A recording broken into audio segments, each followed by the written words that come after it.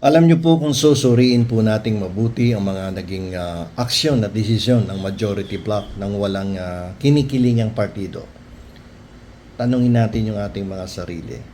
Ano-ano yung mga posibleng legal na implikasyon at pananagutan na maaari nilang harapin kung may maghahain, no? Kung may magsasampa ng kaukulang reklamo. Medyo mabigat to, yung kanilang mga legal na obligasyon at legal consequences if ever that they will fail to perform their legal obligations as mandated by the 1987 Constitution. Alam nyo, pwede silang patawan ng censure, pwede silang isuspinde, and worst case scenario, pwede silang matanggal bilang mga mambabatas.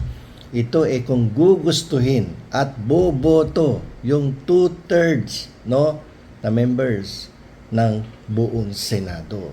Pwede silang ipatanggal kasi hindi lang to violation ng parliamentary rules. Violation na din kasi ito ng ating saligang batas.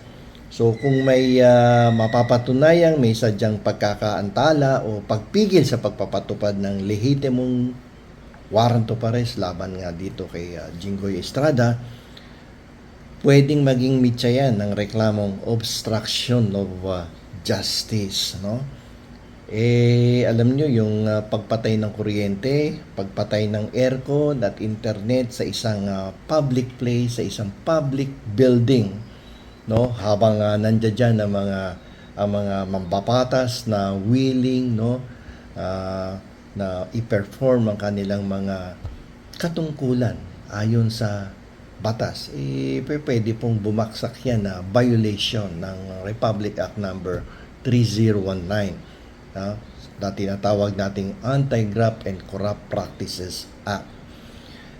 Yung paggamit po ng kapangyarihan upang i-shutdown ng mga pasilidad ng gobyerno para sa political na layunin ay maaaring suriin sa ilalim ng probisyon ng causing undue injury to any party, including the government. Ayan, nasa RA 3019, kung di ako nagkakamali, sa Section 3 ng nasabing batas. Okay? So, mga amigos, mga amigas, sa aking mga kompanyeros at sa aking mga kompanyeras, habang tinatapos po natin ang talakayang ito, may isang mahalagang pagninilay na dapat nating iuwi. Alam niyo po, yung tunay na diwa ng demokrasya ay nakasalalay sa prinsipyo na walang sinuman, walang sinuman ang mas mataas sa batas. No one is above the law. Maging ikaw ay ordinaryong mamamayan o isang makapangyarihang senador, mananagot ka sa batas because no one is above the law. Alam niyo, nung first year college ako, meron kami, isa sa mga una naming natutunan na doktrina or legal principle, yung sinasabing Juralex sed lex. Yan ang unang isa sa mga unang natututunan na prinsipyo sa law school during your first year. Okay? Juralex sed lex. Ano po ang ibig sabihin nito? Mabaksik ang batas, ngunit ito ang batas. Ang hamon sa ating bansa ay huwag nating hayaan na ang batas ay maging mabaksik lamang sa mga may hirap na walang pangpiyansa, ngunit nagiging malambot at lelembot-lembot, nagiging negotiable, at nauuwi pa nga sa pagpatay ng ilaw kapag ang sangkot ay mga nasa kapangyarihan. Kapag ang mga pinuno ng bayan ay mas nagpapakita ng loyalty o katapatan sa kanilang mga kasamahan sa Senado kaysa sa konstitusyon at sa taong bayan, ang institusyon na gusto nilang proteksyonan ay nawawalan po ng moral na kredibilidad. Nadadamay yung institusyon doon sa mga namumuno sa Senado. Okay? Ang isang majority na mas pinipili ang politikal na proteksyon kaysa sa kanilang mandato ay naglalagay po ng ng malaking mantsa sa ating demokrasya.